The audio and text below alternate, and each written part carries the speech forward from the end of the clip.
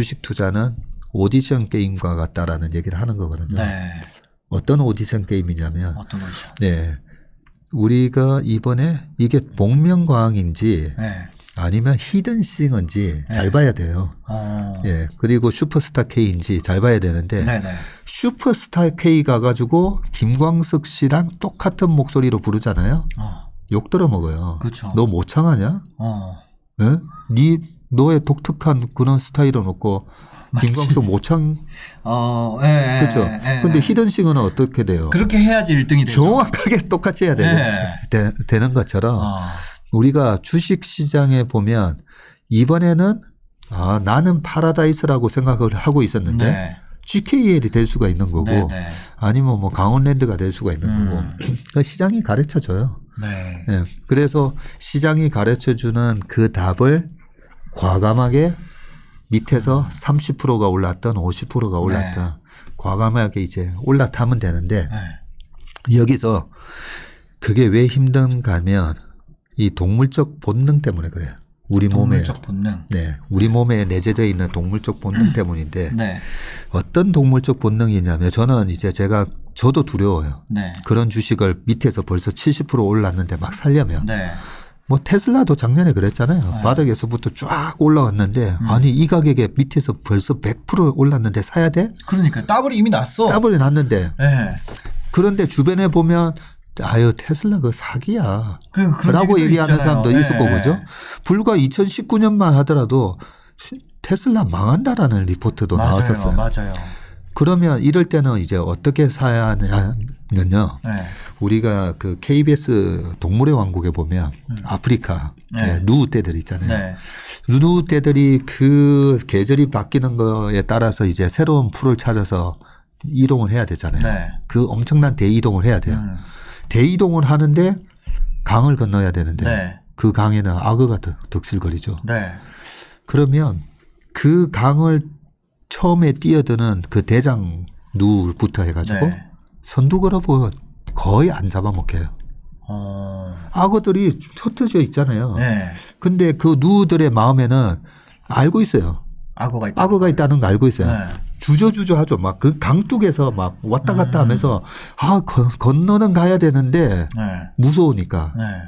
그때 이제 대장 누가 먼저 뛰어들죠. 네. 안 잡아먹혀요. 무서운데. 네. 우리가 주식을 살 때 그런 마음으로 사야 돼요. 주변을 훑어봤는데 이번엔 전기차인 것 같은데 네. 네. 아니면 이번에는 중국 소비인 것 같은데 이번에는 리오프닝인 것 같은데 됐을 때 딱 뛰어들려고 하면 무서워요. 옛날에 샀다가 물렸던 기억부터 해가지고 네, 그런 동물적 본능을 이겨내고 내가 이 전체 무리 중에 100명의 무리 중에 내가 지금은 그래도 20번째 아닌 것 같다라는 생각이 들면 뛰어드는 거예요. 그냥. 그렇게 새로운 풀을 찾아서 건너가야 돼요. 근데 이게 공개로 운영하는 운영사 입장에서는 되게 어려울 것 같아요. 사실 개인이 이 부분에 더 유리할 것 같아요. 왜냐하면 운영하는 회사 입장에서 그렇게 되면 다 이게 나중에 지나고 나면 공개가 되잖아요. 다 보게 되죠. 그러니까 야 여기 늦게 들어갔네 이런 말 들을 수 있잖아요. 작년 11월 달에 삼성전자 하이닉스가 이제 치고 올라갔잖아요. 작년 10월 달까지만 하더라도 삼성전자 6만 전자였어요. 6만 원만 가면 밀리니까. 그리고 그 BBIG 다 올라가는데 도대체 쟤는 뭐지? 그러면서 삼성전자에 대해서 막 비아냥거리는 일에 막 짤들 막 돌아다녔잖아요. 그리고 11월 달에 트럼프 바이든의 선거가 끝나고 저희는 이제 작년에 이제 할로윈 전략으로 해서 10월 말에 주식 사서 올해 5월에 파는 전략. 그 개념으로 이제 11월 달에 과연 주도주가 뭐가 될까? 봤더니 반도체 가격이 오르기 시작하면서 삼성전자 하이닉스가 튀는 거예요. 저희가 6만 5천 원, 6만 7천 원에 막 삼성전자를 샀어요. 고객들 연락이 오죠. 저희는 특히나 1임이다 보니까 고객 계좌, 바로 잡히죠. 고객 명의의 계좌를 저희가 운영하다 보니까 랩이죠, 랩. 다 볼 수가 있는 거죠. 띵띵 하면서 뭐야?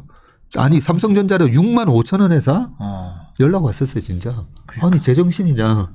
6만 원만 가면 밀리던 삼성전자를 6만 5천 원에 사고 있냐고 막. 그러고 나서 딱 2달 만에 이제 그게 이제 9만 6천 원 같은 거였어요. 시장에서 알려주면 그냥 타야 되네요. 예. 시장에서 알려주면 방금 말씀드렸던 그 대장 누처럼 생각하고 예, 대장 누가 딱 먼저 들어가고 하면 빨리 뛰어드는 게 악어한테 안 잡아먹혀요. 그러면 이제 뒤에 뛰어드는 사람들이 어떠냐면 누 떼들의 대이동이 시작되면 이제 악어들이 몰려들죠. 악어들의 파티가 시작되죠. 예, 파티가 시작되죠. 몰려들어서 그 중에서 이제 힘없고 부상당한 이제 누를 잡아먹게 되고 주저주저 하다가 결국은 맨 마지막에 오는 누는 너무나 공격하기가 쉬운 거죠. 그렇죠. 혼자 오니까. 네. 그리고 못 끝나는 누는 어떻게 될까요? 굶어 죽어요.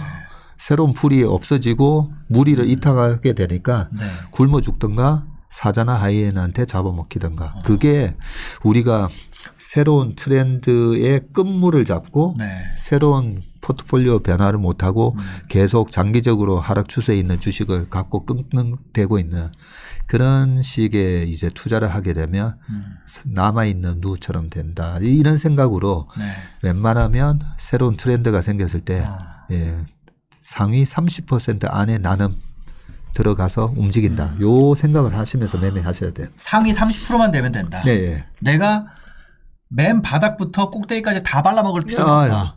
그런 사람은 존재하지 않고요. 그 욕심 때문에 투자를 망치는 거거든요. 바닥에서 살려고. 발바닥에서 살려고. 어쩌다가 발바닥에 사게 되는 거지. 그 욕심은 이제 버리셔야 되죠. 그럼 이 습관이라는 거는 너무 주저하는 거. 그래서 주식은요. 소심한 사람이 주식하기는 힘들어요. 소심한 사람은. 네. 그럴 경우에는 저도 소심한 편이에요. 저도 소심한 편이라서 저는 저희 직원들을 시켜요. 저희 직원들 중에 보면 경주마 같은 직원들이 있어요. 자, 이제 공격이야 하면 공격이야 말 떨어지기 전에 뛰쳐나가는 그리고 홈런 타자들이 저희 회사에 있는데 이 홈런 타자들의 특징이 뭐냐면 굉장히 공격적으로 스윙이 큰 거죠. 스윙이 크다 보니까 삼진도 잘 당하잖아요. 그러면 저는 이제 시장 분석에 제가 조금 그래도 노하우가 있다 보니까 시장이 변하고 던질 때만 제가 일러줘요. 요때는 조심하고 투자하지 말고 이제는 직구가 들어온다 싶으면 저희 이제 직원들 보고 자 이제 다시 공격 앞으로. 그게 이제 호흡이 잘 맞다 보니까 공격해야 될 때는 저의 소심한 성격보다는 우리 직원들이 과감하게 주식을 사는 그게 팀워크로 하는 거죠. 그러면 가정에서 어떻게 하셔야 되냐면 부부 간에도 보면 굉장히 적극적인 성격이 있고 소심한 성격이 있고 소심한데 나는 아이디어는 좋아. 그런데 내가 액션을 잘 못하겠어. 예, 그럴 경우에는 이제 아내의 손을 빌리든지 남편의 손을 빌려서 예, 투자를 하게끔 하는 게 좋습니다. 주식 투자를 잘하는 방법 사실 우리 주 PD님도 부동산도 하시고 그죠? 맞아요. 하는데 두 가지 저는 부동산하고 이제 비유를 해서 많이 말씀드리다 보니까 우리 좀 주식을 잘 모르시는 분들도 보면 좀 이해가 잘 된다 이렇게 얘기하시는데 작년 5월 달에 이제 네이버 카카오 같은 걸 얘기할 때 이제 네이버는 강남역 빌딩 카카오는 홍대 빌딩 이런 식으로 제가 말씀을 드리거든요.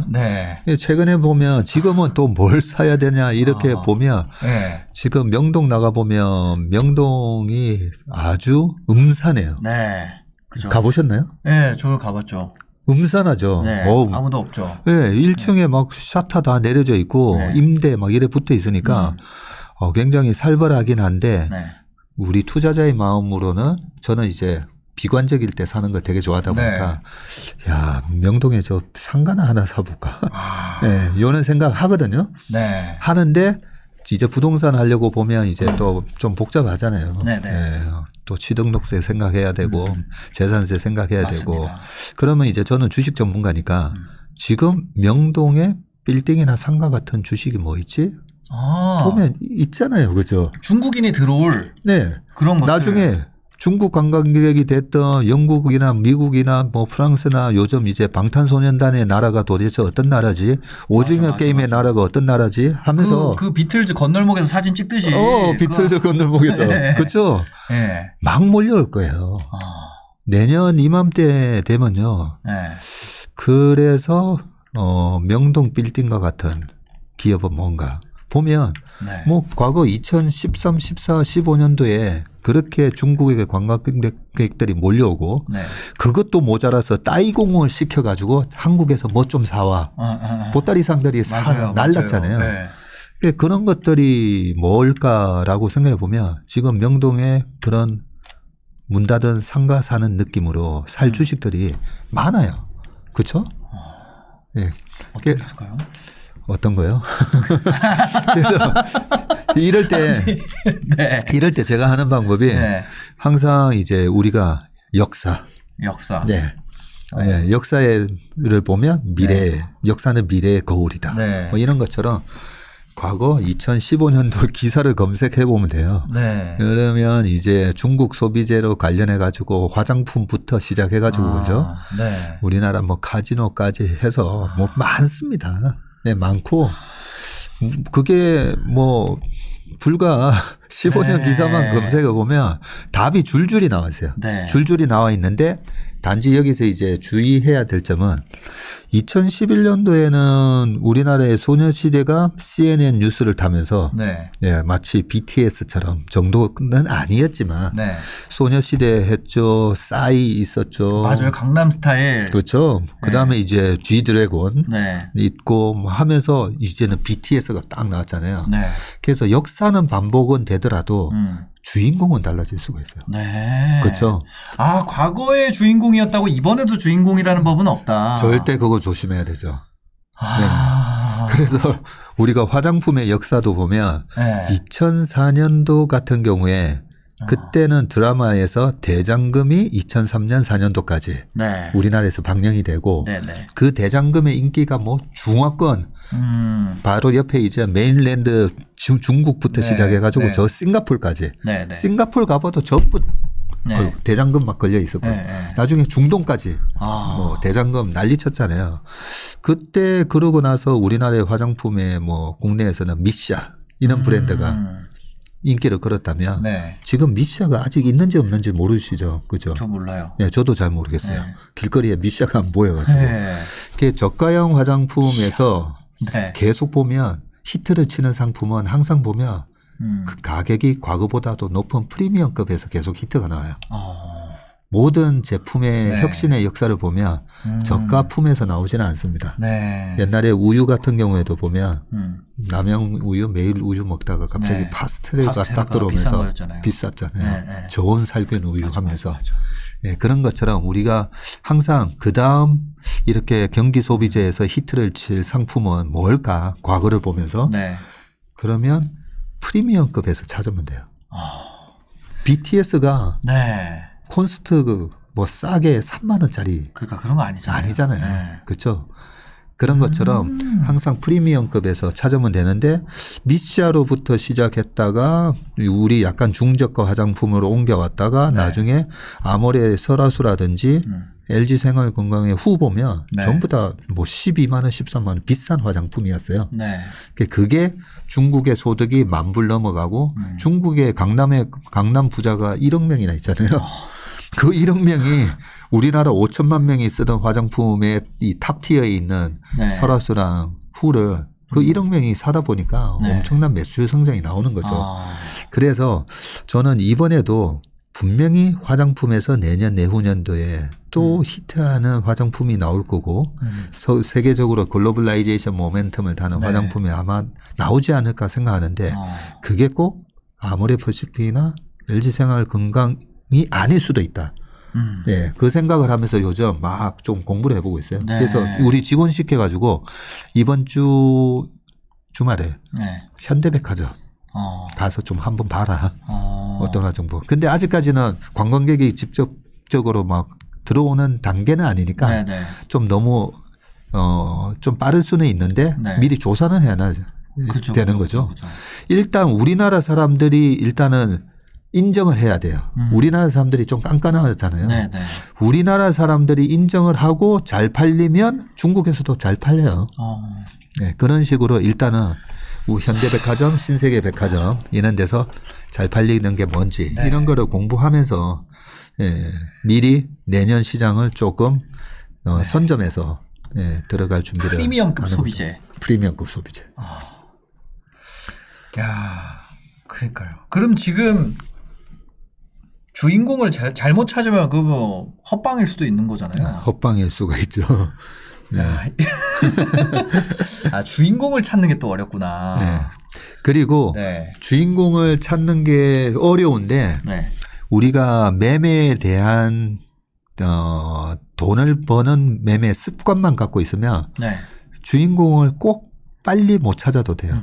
아, 돈을 버는 습관. 네. 돈을 버는 주식 투자를 하는데 습관이 필요하다는 얘기예요. 아, 예, 좋은 습관. 좋은 습관. 나쁜 습관이 뭐냐면 네. 아, 내가 저거 알았는데 아우 조금만 빠졌으면 내가 살려고 했는데 그런 경우가 너무 많죠. 많죠. 부동산도 보러 갔다가 맞죠. 예, 11억에서 사러 갔는데 야, 주인이 2천만 원만 빼줬으면 내가 저거 샀는데. 네, 주인이 5천만 원 올리는 바람에 네. 에이씨 하고 돌아왔더니 그게 네. 나중에 20억 가고 맞아요. 그런 것처럼 우리가 돈을 버는 그 정확한 이 좋은 습관은 무조건 시장가로 사는 버릇인데 근데 왜 시장가로 못 사냐면 네. 아니 8억 하던 게 11억 됐으니까 아유 3억이나 벌써 올랐는데 그러니까요. 그래서 조금 5천만 원, 2천만 원 싸게 살려고 밑에 걸어 놓잖아요. 꼬리에서 살라고. 네. 그 꼬리 살짝 넣은 거. 근데 이제 강한 트렌드가 선 주식이나 부동산은 네. 그 꼬리 안 만들어주죠. 안 만들어주잖아요. 네. 아까 이렇게 고점에서 이제 파실 때 시장가로 파신다는 이런 얘기 하신 네. 것처럼 그게 틀림없이 주식시장이 답을 가르쳐 줄 거예요. 주식시장이 답을 가르쳐 주는데 작년 카카오처럼 네. 아 제가 7만 원에 8만 원에 보고 샀다가 15,000원 올라서 팔았는데 계속 올라가서 그다음부터 이제 손을 놓고 네. 그래서 나쁜 습관이 사긴 샀는데 너무 짧게 먹고 판 경우 그것보다도 더 억울한 경우가 네. 살려고 했는데 밑에 이제 걸어 놓다가 안 잡힌 경우 뭐 그런 것처럼 분명히 내년에 그렇게 3배, 5배짜리가 나오거든요. 나오면 이렇게 저희처럼 이제 먼저 리서치를 쫙 해놓고 네. 저희 뭐 오늘 카지노도 공부 다 했었어요. 네. 우리나라의 카지노가 지금은 뭐가 있는데 얘네들 중에 어디가 주인공이 되는지 예. 제주도에 있는 카지노가 주인공이 되는지 네.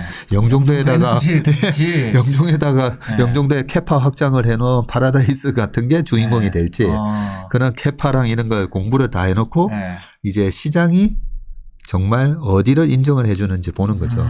그 제가 타짜 만화를 되게 좋아해요. 허영만 씨가 그린 그 타짜 만화도 한 5번 봤고요. 영화도 한 10번 봤어요. 10번이나. 네. 그 10번 보면 거기서 평경장이 그렇게 얘기해요. 뭐라고 얘기하나요? 세상에는 악당들이 많다. 네. 화투판에 영원한 친구도 없고 영원한 원수도 없다. 뭐 이런 얘기를 하기 때문에 악당들이 꽤 많아요. 테슬라 나오고 우리나라 투자자들을 서학개미를 또 혼란시켰던 종목이 하나 있죠. 아, 니콜라요. 니콜라. 니콜라 테슬라 이름 따가지고 니콜라 딱 보고 저희 고객 중에 작년에 7월인가 오신 고객 딱 보니까 포토에 니콜라가 있는 거예요. 그날 밤 시장가로 팔아버렸어요. 그래서 짝퉁. 네. 마치 진짜 성장주 이런 혁신의 아이콘인 것처럼 흉내내는. 근데 모르죠. 지나고 보면 또 니콜라가 어떻게 될지는 모르겠지만. 니콜라 말고 그 확실히 그런 거 있었잖아요. 이거 피로 확인 검사한다고. 그 여자 CEO. 그죠? 많죠. 그 이름이 생각이 안 나네. 피로 암 건강검진하고 침으로 하는 거 있고요. 오줌으로 하는 기업 있고 저한테 몇 번 찾아왔어요. 우리나라 기업 중에서도. 우리나라에도 그 오줌 받아오세요. 암 있는지 진단할 수 있다. 그런 기업들이 꽤 있었었는데 아무튼 그 방금 얘기한 그 기업이 악당이란 건 아니고 성장주 투자가 왜 어렵냐면 성장 혁신 기업인 척하는 기업들이 너무 많아요. 그래서 우리가 그런 기업을 그러면 어떻게 가려내는데 시장이 알려준다는 거죠. 시장이 그 시가총액을 먼저 만들어주고 우리가 강남의 아파트 강남 가서 살고 싶지만 가격 장벽을 만들어 버리잖아요. 네네. 그런 기업들은 가격 장벽을 만들어 버려요. 그래서 우리가 살려고 했더니 뭐야 100% 올라버렸는데 200% 올라버렸네. 네. 그렇게 한 30% 오르면 사거든요. 네. 근데 50부터는 못 사줄 것 같아요. 못 사죠. 테슬라도 얼마나 그 밑에서 돌 때도 그렇고 네. 뭐 카카오도 그렇고요. 아까 뭐 매매 좋은 습관을 가져야 된다라는 네. 얘기에서 그래서 이제 제가 자주 강조해 드리는 게 이제 52주 신고가 나는 주식. 52주 신고가 나는 이 기업을 찾으면 네. 굉장히 효율적이에요. 어떤 기업이 혁신 기업이고 어떤 기업이 내년에 경기 소비재 중에 대장이 될지 그거는 그냥 52주 신고가를 내는데 52주 신고가가 이게 소위 말해서 윌리엄 오닐이 네. 컵 위드 홀더라고 해가지고 그렇죠. 요런 모양이죠. 네. 손잡이가 더 위에 있는 거죠, 근데. 네. 그 손잡이가 위에 있어야 되죠. 그래서 제가 저의 주식 스승이셨던 KTV에 계셨던 그 CIO 분은 코뿔소라고 얘기해요. 코뿔소의 코 같은 모습. 네네네. 그러면 그 코뿔소의 코 같은 모습에서는 거래량이 이제 동반되면서 네. 왜 거래량이 동반되냐면 52주라는 말은 1년이라는 얘기잖아요. 1년 동안 물려 있었던 사람이 얼마나 답답하겠어요. 그렇죠. 팔게 돼 있어요. 네. 본전됐으니까. 그 파는 매물을 다 잡아먹으면서 올리니까 네. 뭔가 펀더멘탈의 변화가 있는 거죠. 그래서 52주 신고가 나는 종목을 우리가 꼼꼼하게만 챙겨도 모든 폭등주, 급등주는 다 잡을 수가 있어요. 네. 모든 성장주는 다 52주 신고가 내면서 시작하니까. 안 내면서 시작할 수는 없잖아요. 안 내면서 시작할 수는 없죠. 네, 그러니까 그렇죠. 올라가려면 일단은 네. 52주 신고가는 네. 나면서 시작을 해야 되니까 상장하자마자 치고 올라가면 몰라도 네. 상장하자마자 영원히 계속 올라가면 없지만 가능하죠. 근데 그렇죠. 그게 아니라면 52주 신고가라는 건 처음 시작할 때 무조건 나오게 돼 있죠. 그렇죠. 그래서 네. 미국도 보면요. 상장하고 나서 이래 빠졌다가 올라오는 주식들이 꽤 많아요. 소위 최근에는 이제 도대시 같은 네. 기업. 미국의 우리나라 배달의 민족 같은 기업이죠. 그것도 상장했다가 쭉 밀렸다가 네. 다시 올라오는데 아우 내가 저 바닥에서 살 걸 이게 아니라 네. 바닥 치고 얘가 상장 공모가를 다시 회복하면서 뚫고 나갈 때 네. 뭐 최근에 뭐 하이브도 그랬었잖아요. 그죠. 네, 다 똑같아요. 아니 저 공모 처음에 상장했을 때 저 물렸던 사람들 매물을 다 소화하면서 올라가니까. 네. 그런 기업들을 우리가 자세히만 보시면 아유 내가 어떻게 혁신 기업을 발굴하고 내가 어떻게 경기 소비재 대장주를 발굴해. 52주 신고가만 체크하시면 되고 네. 그게 이제 하나의 좋은 습관이 되는 거거든요.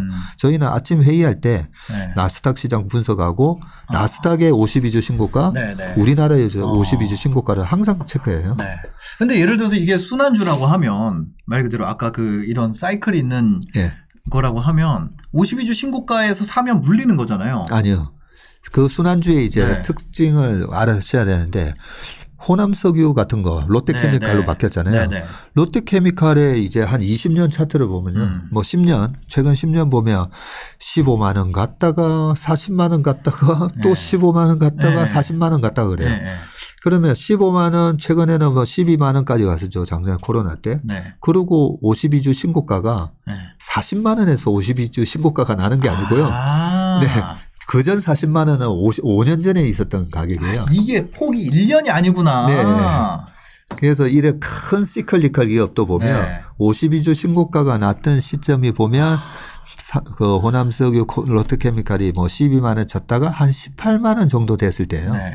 그럼 그때 샀어도 뭐 28만 원까지 갔으니까 그렇게 시클리컬 기업도 52주 신고가 매매를 할 수가 있고 작년에 대한유화나 뭐 이런 기업들 금호석유 같은 경우 보면 다 7배씩 났어요.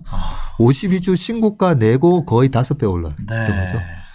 그러니까 이 경기라는 게 1년 사이에 막 왔다 갔다 할 수는 없는 거죠. 그렇죠. 1년 사이에. 그죠. 네. 갑자기 어제까지 막 조선업이 안 좋았다 오늘부터 좋고 막 이런 거는 아니니까. 네, 아니니까. 맞아. 경기가 근데 마치 이게 증권방송 다니잖아요. 네. 그러면 경제가 하루 단위로 움직이는 줄 알거든요. 그렇죠. 맨날 챙기니까. 네. 근데 실제로는 그렇지 않죠. 맞아. 실제로는 그렇지 않은 것 같아요. 그렇지 않죠. 예. 이 테이퍼링 얘기도 나온 지 벌써 얼마 된 거예요? 한참 됐죠. 네. 한참 됐네. 그런데 아직 뭐 시작도 안 한 거 아니에요? 아직 시작도 안 했는데 테이퍼링 공부 벌써 한 3개월 최소 3개월 했네요 보니까. 계속 얘기하는데 뭐 아직 시작도 안 했는데 그러니까 이렇게 한 스텝 움직이는데도 이렇게 쿵쿵 움직이는데 마음은 안 그러니까. 이 경기 움직이는 속도랑 마음의 움직이는 속도랑 잘 맞춰야지 또 주식이 잘 되는 것 같아요. 2, 3년 안에 이게 현실화될지 안 될지에 대한 걸 모르는데 시중에서 먼저 루머처럼 나오는 그런 얘기에 그렇게 주가가 올라가게 되면 그게 거품인 거잖아요. 네. 그리고 이 거품이 빠질 때는 어떻게 빠지냐면요. 10만 원에서 15만 원까지 거품이 생겼잖아요. 네. 그러면 15만 원에서 10만 원 딱 떨어지면 여기가 멈추느냐. 여기서 안 멈춰요. 주식은요. 10에서 15만 원 이 거품이 생겼으면 네네. 거의 이 거품만큼 빠져요. 네. 그래서 10만 원에서 거의 5만 원 간다고 보면 돼요. 네. 네. 그래서 우리가 이제 차트, 저도 이제 그 차트를 보거든요. 이 거품이 끼거나 아니면 너무 지나친 공포감에 의해서 빠졌거나. 네. 그래서 제가 노하우를 방금 하나 말씀드린 건데 네네. 작년에 1430 갔다가 올라오는데 제가 코로나 직전 고점이었던 2250이 아니라 네. 그전 2018년 1월 고점이었던 2600이 아니라 네. 제가 3000 간다 했잖아요. 맞아요. 3000 갔다고 했을 때 그 논리도 똑같은 논리예요. 우리나라의 적정 주가 수준은 2250 정도가 적정 주가 수준이거든요. 네. 그런데 1430까지 코로나라는 이 공포감과 두려움에 그렇게 이 투매가 나왔기 때문에 그게 마치 뉴턴의 그 물리학의 제3법칙, 뉴턴의 제3법칙에 보면 액션, 리액션이라 해가지고 작용 반작용이란 법칙이 있잖아요. 그래서 우리가 그 힘을 가하면 똑같은 힘이 작용을 한다는 건데 그래서 이번에 이 투마치 공포감이 반대로 나중에 작용을 하게 되면 2600도 뚫겠구나 라고 보고 제가 얘기를 했던 거거든요. 네. 그러면 2200에서 1400이었으니까 800포인트죠. 네. 2200에서 800 더하면 3000이에요. 그래서 제가 3000포인트 간다라는 얘기를 감히 그때는 미친놈이지요. 그렇죠. 아니 2600도 아니고 무슨 3000이야. 저 사람 미쳤나? 네. 근데 우리 동학개미 분들 자신감 있게 주식 하시라고 제가 3000이라는 얘기를 이제 기준점을 이제 말씀드렸던 것처럼 그렇게 우리가 보면 여러 가지 그런 공포감과 기대감 그러면 올해 작년 좀 안타까운 우리가 사지 말아야 될 주식을 말씀하신 건데 위험한 주식들 좀 안타까운 게 여전히 코로나 치료제 뭐 이런 거에 기대를 막 하고 계신 분들이 있어요. 그런 부분을 보면 저는 좀 안타깝죠. 과거 스페인 독감부터 시작해 가지고 그동안에 그런 여러 가지 바이러스의 역사를 보면 결국 보세요. 백신 접종률로도 70% 그리고 접종을 안 한 사람들 중에서도 거의 절반 이상은 걸렸다가 한번 걸렸을 거 아니에요. 그렇죠. 그러면 몸에 항체가 생기잖아요. 그렇게 몸에 백신에 의해서든 아니면 내가 병을 앓았든 그렇게 몸에 항체가 생기고 면역 체계가 작동을 하면서 집단 면역이 되면서 바이러스가 더 이상 사라진 게 아니라 그 바이러스가 더 이상 영향을 못 주는 거거든요. 그러면 치료제가 무슨 효과가 있겠어요? 내년, 내후년에. 나온다 해도. 네. 그런 기대감에 아직까지도 치료제에 대한 기대감. 치료제만 나오면 주가가 올라가겠지. 그런 주식은 저는 계속 피해야 된다라고 계속 말씀드렸고요. 당장 진단 키트도 똑같아요. 진단 키트도 똑같은 거죠.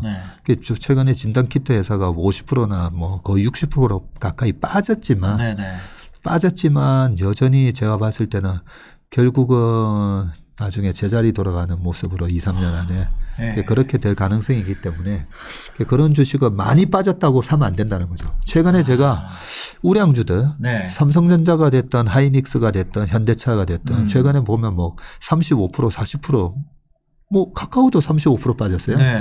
그런 주식은 제가 물타기 하세요라고 얘기합니다. 아니 저 사람 제도권의 펀드 매니저가 물타기 하라고? 절대는 해서는 안 될. 그러니까 그거 하지 말라 그러던데 물타기. 그죠? 네. 그게 물타기인데 보세요. 부동산이든 뭐 삼성전자 옛날에 뭐 그 액분하기 전에 3만 원부터 시작해가지고 지금 네. 300만 원 넘었으니까 네. 그렇게 장기적으로 단단하게 올라갈 수 있는 그런 경쟁력을 가진 그런 블루칩에 해당되는 그런 기업들은 무조건 빠졌을 때 사면 먹는 거잖아요. 싸게 사는 게 중요한 네. 거죠. 그러면 코로나 같은 상황이 아니라 최근과 같이 무슨 여러 가지 델타 변이 바이러스부터 시작해서 테이퍼링이 그다음에 헝다 사태까지 네. 그런 두려움 때문에 주가가 35% 빠지면 물타기 해야죠. 무조건 물타기 해야 되는 거예요. 네. 그런데 방금처럼 진단 키트가 됐다. 내년 내후년도에 뭔가 이제 기대의 언덕이 없는 그런 주식은 절대 물타기 하시면 안 되죠. 오히려 지금이라도 잘라야 되는 거죠. 그게 전성기, 과거의 전성기로 생각이 될 수 있으니까. 네, 그러니까요. 그러니까요. 계절은 반복되지만 네. 청춘은 오지 않잖아요. 전성기 얘기하시니까 제가 가끔씩 예를 드는 게 네. 박찬호 선수가 네.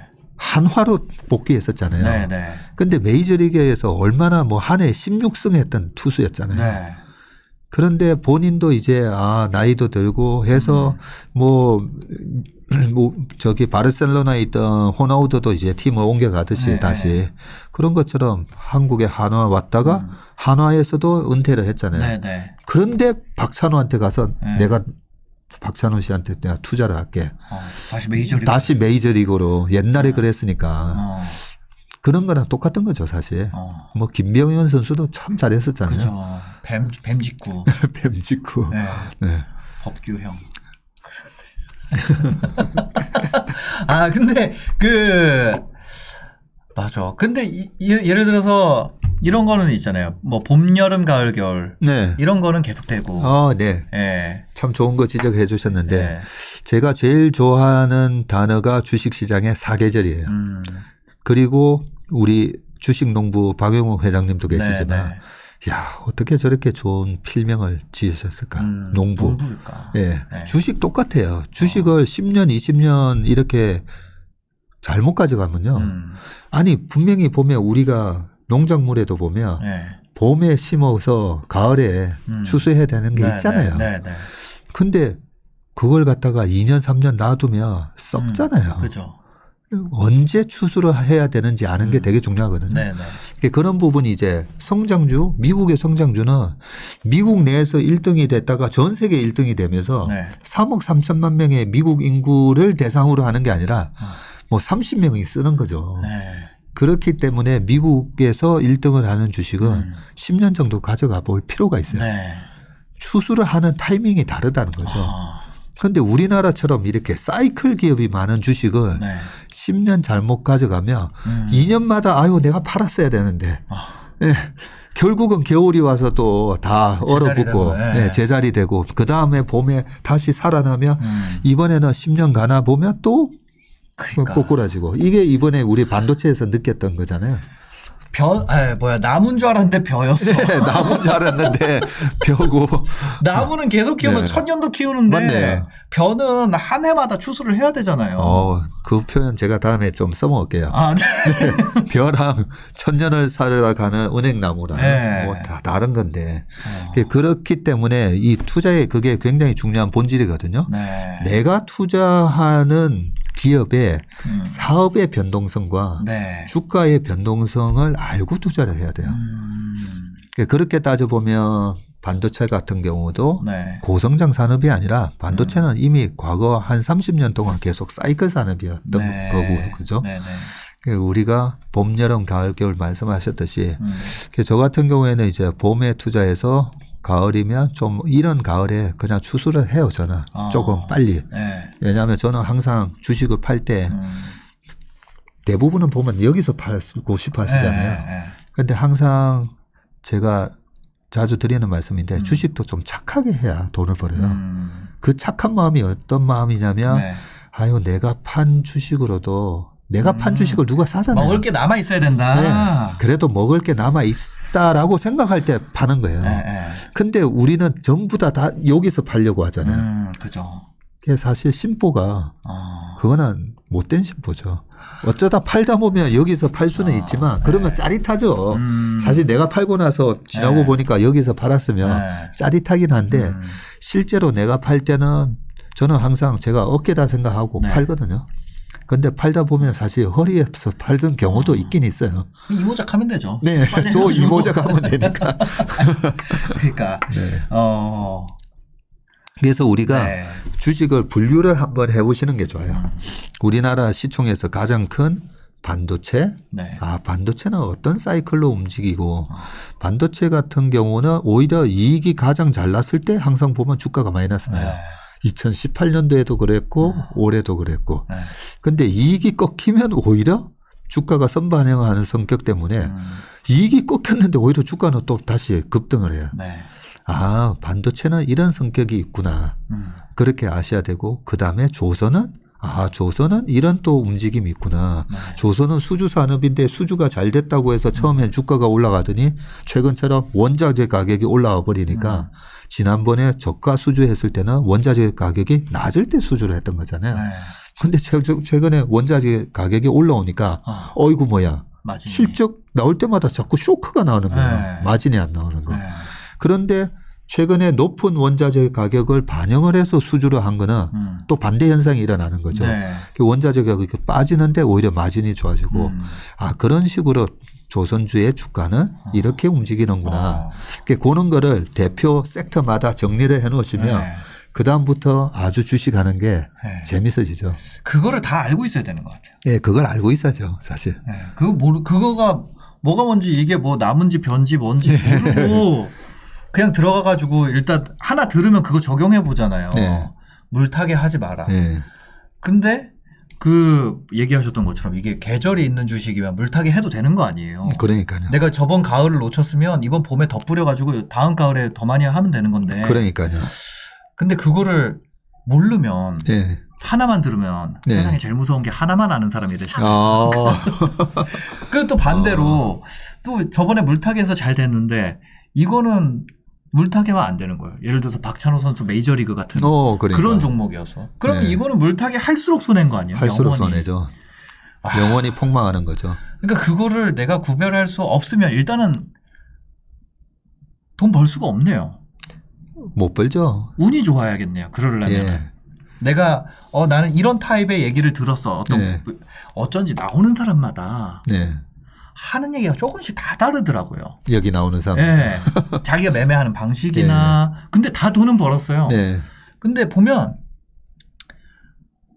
그 말씀하신 게 맞는 것 같아요. 누구는 이 계절로 벌었고 계절로 번 사람은 여기서 그거에서 팔으라 그래요. 그 박스 위에서. 근데 나무로 번 사람은 이때 더 사야 된다 그래요. 그러네요. 그죠? 그래가지고 야 맞네 이게. 그렇죠. 나무 투자 방법하고 벼 투자 방법하고는 완전히 다른 거니까. 나무를 좋아하는 사람들은 나무를 엄청 잘 키워나가죠. 계속 불타기를 하죠.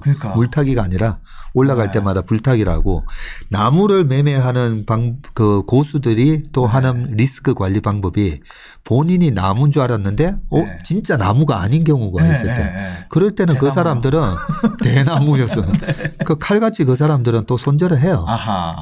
그런데 내가 투자하는 게 나무인지 벼인지 모르면 손절하는 원칙이 사실은 잘못된 거고 그렇죠. 벼 같은 경우에는 잘못된 거고 그렇기 때문에 우리가 그 둘 중에 내가 나한테 맞는 스타일을 해야 되는데 소심한 분들은 계속 이렇게 커나가는 나무가 가격이 계속 비싸지니까 잘 못 사요. 그러면 소심한 스타일의 그 성격을 가진 분들은 저도 마찬가지고 그래서 이 사이클 기업에 사이클 기업에 바닥에서 돌 때 요때 이렇게 사는 걸 되게 좋아하거든요. 그리고 좀 얻게 되면 또 됐다. 이만큼 많이 먹었다 하면서 또 좀 팔고. 벼밭이 논이 어디 있는지를 다 알아놓는 것부터 해야겠네. 그럼 어떤 게 사이클이 있고 어떤 건 이렇게 하고 그거랑 또 반대로 도는 사이클도 있을 거고 그 사이클들만 내가 전 종목을 우리 전 종목 3,000개 정도 되잖아요. 네. 3,000개 좀 안 되는 그 종목에 대해서 그중에 별을 먼저 골라내고 얘들의 주기를 내가 다 파악을 하고 있다면 그 그렇죠. 공부가 다 된다면 네. 그때는 시장에 진입하면 아무래도 승률이 더 높겠네요. 맞습니다. 그리고 우리가 또 하나 이것저것 쫓아다니는 뭐 돼지는 돈 못 번다 뭐 이런 얘기처럼 네. 벼농사도 짓고 사과나무도 하고 딸기 농사도 짓고 고추도 심고 이렇게 다는 못하죠. 그래서 벼농사하고 겨울에 심는 보리농사 그 두 개만 알아도 돼요 사실. 그렇죠? 이것저것 다 먹으려 그러면 네. 아무도 못 먹지. 그쵸? 우리 신사임당님 사실 뭐 조그만 종목도 관심 없잖아요. 잘 몰라요. 잘 모르고 그죠? 잘 모르니까 안 하고. 근데 잘 아는 뭐 삼성전자가 됐든 현대차가 됐든 그 회사 비즈니스 뭐 하는지 아니까 그것만 해도 하더라도. 저는 주식을 진짜 몰라요.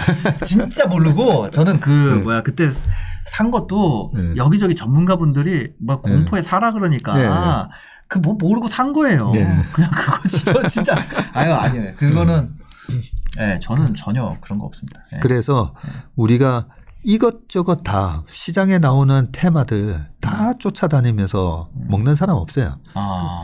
그런데 이제 우리가 보통 보면 전문가인 척하는 사람들이 보면 자 이번에는 이 테마 이번에는 저 테마 막 이렇게 막 하는데 사실 그런 분들이 실제로 본인들은 주식에서 돈을 못 벌다 보니까 그런 거 하고 계시는 거잖아요. 그걸 다 살려면 엄청나게 매매를 많이 해야 되는 거죠. 그런 분들은 진짜 딸기 농사, 파 농사, 벼 농사, 보리 농사 뭐 이걸 다 내가 해서 다 돈 번다는 건데 사실 이제 그렇게 돈 버는 분은 절대 없다라는 걸 말씀을 드리고 나한테 맞는 스타일에 그래서 좀 전에 여기 나오신 분들 중에 돈을 실제로 번 분인데 스타일이 다 다르다 했잖아요. 맞아요. 축구 선수 보면 메시 스타일이 있고 호날두 스타일이 있고 손흥민 스타일이 있고 하듯이 정확하게 내 스타일에 맞게 손흥민을 골키퍼를 시켜놓으면 되겠어요? 못하죠. 그 빠른 발을 이용해서 7번을 달고 있잖아요. 그런 것처럼 나한테 맞는 포지셔닝을 해야 돼요. 주식 투자를 할 때도.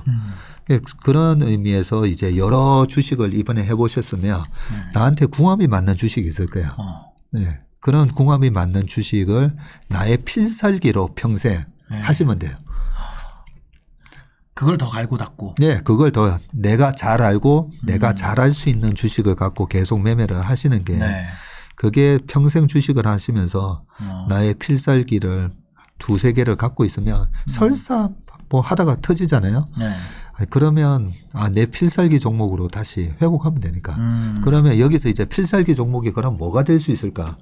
하이닉스를 예를 들어 보자고요. 하이닉스나 이래 반도체에 관심 많으실 거니까. 하이닉스를 한번 쭉 보시면 2018년도에 그렇게 하이닉스가 20조 수익을 냈다가 그 다음에 2조 7천억 수익이 나요. 영업이익이 20조였다가 2조 7천억이 나요. 그리고 그 다음에는 5조 정도 나고 그 다음에 이제 10조 나면서 그럼 20조 수익 났을 때는 하이닉스가 주가가 마이너스 났다가 그 다음에는 플러스 55% 났다가 뭐 그런 현상을 보였는데 하이닉스가 이번에 고점 대비 한 38% 빠졌거든요. 그러니까 엄청 무섭죠. 엄청 무섭죠. 그러면 우리가 하이닉스라는 주식은 과거에 빠지면 도대체 한 얼마까지 빠지나 한번 공부를 해보면 돼요. 공부를 해보면 그때 2018년에서 19년 넘어올 때도 보면 마이너스 한 42%까지 빠졌어요. 이익은 87% 빠졌는데 주가는 42% 빠졌어요. 그러면 최근에 이제 주가가 빠진 이유가 있잖아요. 디램 가격이 둔화될 수 있다. 뭐 하반기 내년에. 오케이. 둔화된다라고 가정을 해놓고 그러면 주가가 얼마까지 빠질 수가 있는데 공부를 해보면 뭐야 42%? 그러면 마이너스 38.8% 빠졌으면 살 수가 있는 거죠. 그러니까 앞으로 50%까지 빠진다 그래도 한 10% 더 빠지겠네. 뭐 50%까지 빠진. 근데 50% 빠진 거는 언젠가 보면 2008년 금융위기 때. 금융위기가 와야 50% 빠지는 거예요. 그런 상황은 지금 아니니까. 그러면 우리가 과거에 그런 하이닉스의 변동성을 보면서 과감하게 물타기를 할 수가 있는 거죠. 설사 이번에 고점에 잡으셨어도 얘는 쌀이네. 이거는 쌀이니까.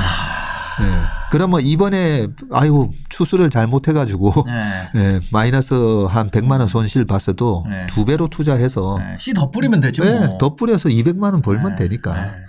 네. 그런 기업이 많아요. 이런 회사가 더 투자하기에는 조금 더 편한 거 아니에요? 초보자 입장에서는? 훨씬 편하죠. 내가 무슨 제2의 테슬라를 찾는 것보다. 네. 그렇죠. 네. 제2의 테슬라를 찾는 게 왜 어렵냐면 거의 10년에 한 번씩 나오는 거예요. 10년에. 진짜 슈퍼히어로 같은 회사잖아요. 작년 5월 달에 테슬라를 제가 이제 3프로 TV 가가지고 지금은 이제 코로나 이런 거 걱정하지 말고 우리 신사임당 프로에 나오고 그 다음에 나갔었어요. 5월 말에 나갔었으니까 나가서 아니 이 엄동설안에 지금 웃장 까고 막 구보를 하고 있는 무슨 해병대 군인들 같은 그런 주식이 있다. 시장이 답을 준다는 거죠.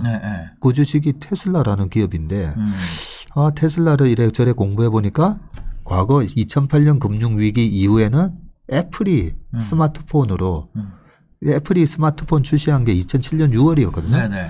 그런데 금융위기 터지면서 애플 주가가 반토막 났다가 2009년부터 막 140% 수익 내면서 치고 올라오는 거예요. 그리고 2012년도에 시가총액 1등이 됐었어요. 아이폰을 나오는 걸 보면서 왜 애플을 왜 안 샀을까? 진짜 멍청해. 그런 게 지금 테슬라도 안 사고. 테슬라 제 친구가 차 샀거든요. 차만 샀군요. 저는 안 샀는데 너무 나도 갖고 싶더라고요. 네, 그렇죠. 너무 멋있어. 그 안에도 매끈하고 막 그래가지고 야 이거 막 진짜 아이폰 처음 나왔을 때 같다 막 그 얘기를 했거든요. 그렇죠. 근데 아이폰 안 나왔을 때 애플 안 샀다고 스스로 막 아유 멍청이 이랬으면서 테슬라도 안 샀어요. 아, 10년 뒤에 노리세요. 10년 뒤에. 10년 뒤에. 40대 때는 잊지 않겠습니다. 미국이 그런 혁신 기업을 계속 만들어내거든요. 그래서 그때 당시에는 이제 애플이었다면 이번에는 뭔가 봤더니 이제 테슬라였던 거죠. 그러면서 이제 그 방송에서 제가 테슬라를 보니까 1조 달러 가는 기업인 것 같다라고 얘기를 했고 그게 이제 그저께 1조 달러 찍었었잖아요. 그런 것처럼 이제 우리가 그런 10배, 20배 뭐 저점 대비하면 거의 뭐 100배 나는 거죠. 100배 나는 기업은 뭐 10,000개 중에 한 3개 정도 되는 거죠. 그런 기업을 나는 꼭 발굴할 거야. 그건 어렵죠. 그렇죠. 근데 그런 기업들이 뉴스가 많이 나오니까 그렇죠. 그런 기업들이 뉴스에 나오잖아요. 우리나라로 치면 뭐 마켓포컬리나 뭐 오늘의 집이나 그렇죠. 그런 엄청난 수많은 망한 스타트업들이 있는데 그 중에 이제 유니콘들이 인터뷰를 많이 하고 또 그러니까 이제 맞아 거기에 있지 이렇게 생각을 하는데 그걸 골라낸다는 너무 어려운 일이에요. 주식은 부동산하고 달리 변동성이 심한 자산이잖아요. 그래서 우리가 이 변동성의 파도를 잘 타면 그 파도에 익숙한 사람은 재밌어지는데요. 그게 서핑하는 게 되는 거죠. 근데 이 변동성을 잘 모르고 탔다가는 조그만 고깃배 탔다가 엄청나게 배멀미하게 되는 거죠.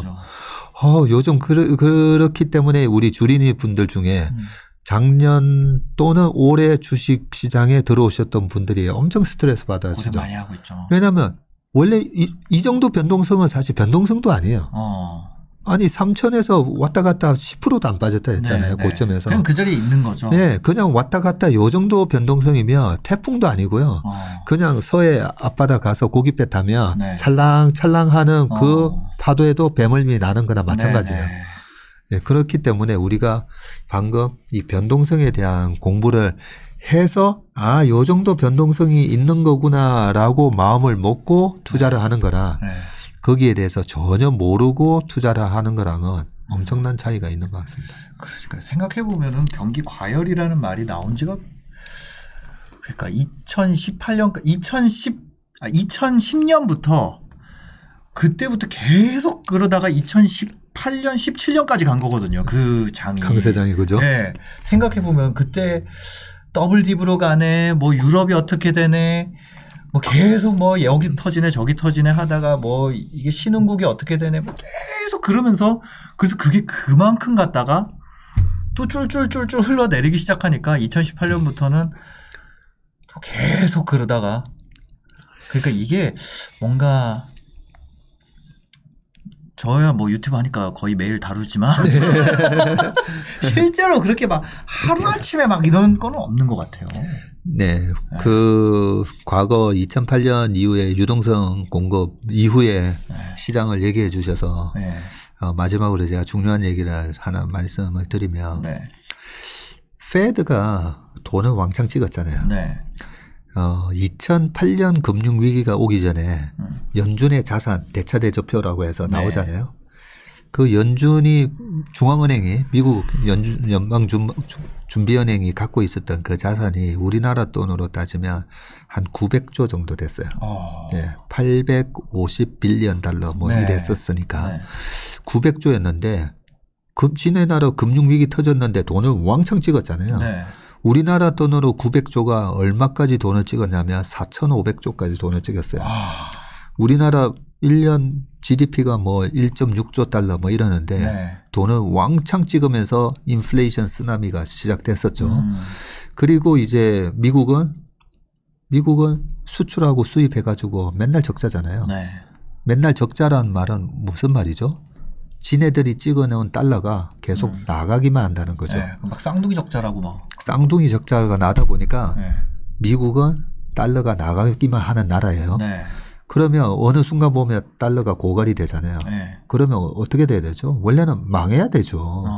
아르헨티나처럼 되고 막 해야 되죠. 러시아 디폴트 하듯이 해야 되는데 얘네들이 또 코로나 위기 이런 걸 빌미로 또 이번에 왕창 찍어냈어요. 이번에 왕창 찍어낸 돈이 얼마냐면요. 아까 우리나라 돈으로 2007년 말이 900조였으면 지금은 9,000조가 돼 있어요. 9,000조. 거의 1경에 육박한다는 거죠. 1경에 거의 1경 됐어요. 따져보면 지금 환율 1,150원으로 하면 1경 됐어요. 1경. 10배가 늘었죠. 아니 중앙은행이 무슨 장사를 해요? FRB가 무슨 장사해가지고 돈 버는 게 아니잖아요. 번 돈은 없죠. 그래서 아니 근데 FRB가 갖고 있는 총자산이 1경이 돼버렸어요. 그만큼 엄청난 돈을 찍었다는 거거든요. 왜 제가 이렇게 자산을 매입을 했다는 거죠. 그만큼. 자산을 매입을 했는데 무슨 돈으로? 찍은 돈으로. 지네들이 그냥 찍어가지고 자산 매입한 거예요. 그러면 여기서 우리가 평생 살아가시면서 우리가 재테크를 어떻게 하셔야 되냐면 그 찍어낸 돈 때문에 이제 인플레이션 쓰나미가 나오고 이게 작년 5월 달에 제가 이 자리에 와서 질문을 했었죠. 달러를 가지고 계실 거예요. 맞아요. 베트남 제가 1억을 10년 뒤에 쓸 권리를 드릴 건데 달러로 받으시겠어요? 10년 뒤에요. 달러로 받으시겠어요? 원화로 받으시겠어요? 위안화로 받으시겠어요? 아니면 브라질 헤아로 뭐 바로 그냥 달러죠. 라고 했듯이 똑같아요. 모든 이 세상의 부자들은 난 달러 받을게. 그러면 돈이 엄청나게 풀렸는데 달러를 엄청나게 찍었잖아요. 원래는 달러가 많아졌으니까 달러 가치가 더 폭락해야 되는데 오히려 주변 돈들이 더 폭락을 하는 거죠. 그래서 우리나라 환율이 옛날에 600원이었다가 900원이었다가 1800원 갔다가 내려왔지만 1200원 정도에서 왔다 갔다 하는 이유가 달러 대비 우리나라의 돈의 가치가 더 떨어졌죠. 브라질이나 이런 나라들은 훨씬 더 떨어진 거죠.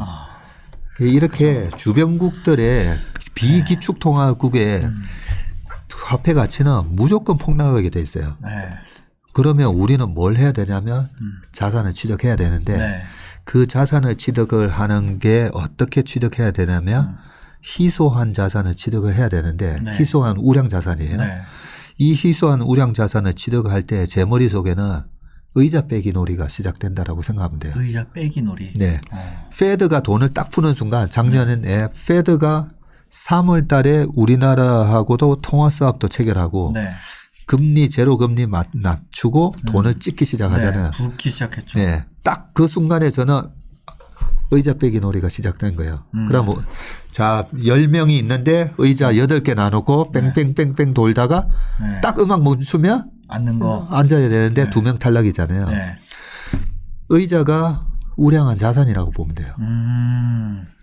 페드가 다음에도 이걸 기억을 해 두셔야 되는 게 또 7년이 지날지 10년이 지날지 모르지만 그러고 나면 미국은 또 만성적장이기 때문에 또 달러는 없어지고 페드는 또 돈을 찍을 기회를 노렸다가 어떤 위기가 생기면 그게 중국 위기가 될지 뭐가 될지 모르겠어요. 상관없어요. 어떤 위기든 상관없어요. 위기에 또 달러를 찍으면 우리는 엄청 두려울 거예요. 그러면 박세익 전무가 옛날에 했던 의자 빼기 시작됐구나. 그러면 의자 빼기가 시작됐는데 빨리 가서 앉아야지. 예, 빨리 가서 앉아야 되는데 그 빨리 가서 앉아야 될 것 중에 패러다임을 변화시키면서 2009년도에는 애플의 아이폰 스마트폰을 만든 애플에다가 얼른 가서 앉아야 되잖아요. 이번에는 테슬라였죠. 스마트폰이 그때 당시에 시장 점유율이 얼마였어요. 스마트폰 하면 노키아의 블랙베리 해가지고 좀 스마트폰 같지도 않은 거 좀 이상한 거였잖아요. 처음 나온 거예요. 전 세계 피처폰이 스마트폰으로 바뀌는 그 시장 점유율, 시장 침투율이죠. 침투율이 10%도 안 될 때였던 거거든요. 전기차가 이제 5%잖아요. 그렇죠. 그런 식으로 우리가 테슬라라는 혁신 기업에 얼른 가서 앉아야 되는 거예요. 그러면 다음에도 똑같아요. 10년 뒤에 또 위기가 오고 뭘 했을 때 그때 또 어떤 혁신 기업이 있는지를 보고 어떤 부동산도 똑같아요. 부동산도 희소한 곳, 희소하니까 비쌀 거예요. 근데 가서 그냥 사는 거예요. 어떻게? 전세 끼고 사면 돼요. 내가 어떻게 15억짜리 집을 어떻게 삽니까, 전문에. 전세가 좋은 집일수록 새 집일수록 전세율 높잖아요. 얼마 전에는 전세가가 거의 100%였잖아요. 내가 집값이 떨어진다라는 공포감만 없으면 전세 끼고 사면 되잖아요. 그렇죠. 그래서 저는 페드가 작동하고 이놈들이 하여튼 이놈들이 돈을 찍어내면 의자 빼기 놀이가 시작됐구나. 얼른 앉아야 돼요. 그 신호로 들어야 된다. 얼른 앉아야 돼요. 얼른 안 앉고 머뭇머뭇거리잖아요. 나중에 의자 하나 남았을 때 사람은 5명 남았는데 어떤 일이 벌어지죠? 막 밀고 난리 나잖아요. 폭등장이. 밀고 난리 나요, 막. 그 앉으려고. 그런 생각을 하시고 우리가 평생 살아가시면서 지금의 이 자본주의를 바꿀 수는 없습니다. 바꿀 수는 없는 거고요. 지금은 중국이 이제는 또 기축통화국이 되려고 하고 있고 또 가상화폐까지 나왔잖아요. 맞아요. 거기다가 달러뿐만 아니라 이제는 가상화폐까지 돈의 역할을 하면서 돈이 많아지고 있잖아요. 이런 상황에서 항상 우리는 점차 침체되는 그런 사라질 자산을 절대 사시면 안 되는 거고 희소한 거. 희소하고 남들이 할 수 없는 거. 그렇게 보면 이제 뭐 우리나라 방탄소년단 대체 불가다 싶으면 사는 거예요. 블랙핑크랑 G드래곤이 다시 이제 복귀했을 때 저 정도 대체 불가하다 하면 중국이나 저기 인도네시아나 말레이시아에서 못 만든다 싶으면 그런 거 사는 거예요. 희소한 거. 희소한 자산. 항상 그걸 염두에 두시면 평생 우리가 지금 이번엔 못 벌었다 싶어도 우리 어떤 분들은 30대에 돈을 벌 수도 있고 저 같은 경우에도 보면 40대까지 저도 돈 없었어요. 어느 정도 시드 마니가 쌓이다가 이런 기회를 노리면 제가 금융위기 한 번 그리고 작년 코로나 위기 한 번 요 2번만 겪어도 우리가 집 살 수가 있어요. 이 2번의 기회만 잘 이용을 해도. 그렇죠? 제가 집 살 수 있어요. 그러면 앞으로 20대 분이 되든 30대 분이든 평생 우리가 100세까지 정도 살 동안 계속 이 기회가 옵니다. 이 기회가 왔을 때 그 두려움을 극복을 할 때 방금 제가 말씀드렸다 의자 빼기 놀이 그다음에 아까 이 악어가 득실거리는 강을 빨리 뛰어드는 사람이 오히려 안 다친다. 그러니까. 명심하시면 될 것 같습니다. 나중에 혼자 남으면 거의 무조건 다치는 거잖아요. 무조건 다쳐요. 혼자 남으면 그냥 무조건 다치는 거예요. 100% 다치는 거고. 그러니까 가게 문 열자마자 들어가야지 좋은 자리 앉지. 맞아요. 진짜. 알겠습니다. 그러니까 페드가 또 다시 이제 가게 문 열면 얼른 들어가서 에어컨 앞에 자리에 앉아야 된다는 거 아니에요? 에어컨 자리에 앉아야 되고 우리가 그 뭐 블랙 프라이데이 뭐 세일할 때 네. 보면 쫙 줄 서 있잖아요. 네. 줄 서 있는데 자 샤타문 열잖아요. 그럼 막 달려가잖아요. 막 달려가가지고 네. 두루마리 휴지 사면 안 되는 거예요. 그러니까 두루마리 휴지는 나중에도 살 수 있으니까. 나중에 언제든지 살 수 있으니까. 네. 제일 비싼 거. 네. 제일 비싼 거. 네. 제일 좋은 건데 제일 저렴한 거. 네. 가치가 있는 거. 네. 가치가 있는 거. 네. 그 보면은 막 카트에다가 TV 같은 거 막 담잖아요. 네. 가전제품 비싼 그러니까요. 것들. 비싼 거. 그러니까 부피만 크고 그런 거는 두루마리 휴지 같은 거는 절대 사면 안 돼요. 절대 사면 키친타월 이런 거 사시면 안 됩니다. 알겠습니다. 또 그런 게 오나요? 또 블랙 프라이데이 같은 게 오나요? 옵니다. 짧은 바겐 세일은 네. 거의 2년마다 와요. 2년마다. 2년마다 오고요. 네. 이렇게 와장창 점포 정리 세일은 네. 10년마다 오고. 네. 점포 정리 세일 할 때 네. 가셔가지고 이럴 때는 샤넬, 에르메스 이런 것도 네. 막 싸게 거래되니까 얼마나 좋아요. 그러니까요. 네. 그런 데가 온대요. 또 네. 온다니까. 또 옵니다. 반드시 네. 옵니다. 긴장을 늦추지 마시고 시장을 계속해서 주시하시길 바랍니다. 네, 지금까지 영상 봐주셔서 감사합니다. 바쁘신데 또 시간 내주셔서 감사합니다. 네. 네, 영상 보시고 도움이 되셨으면요. 구독과 좋아요, 댓글까지 부탁드리겠습니다. 영상 봐주셔서 감사합니다. 행복한 하루 되세요.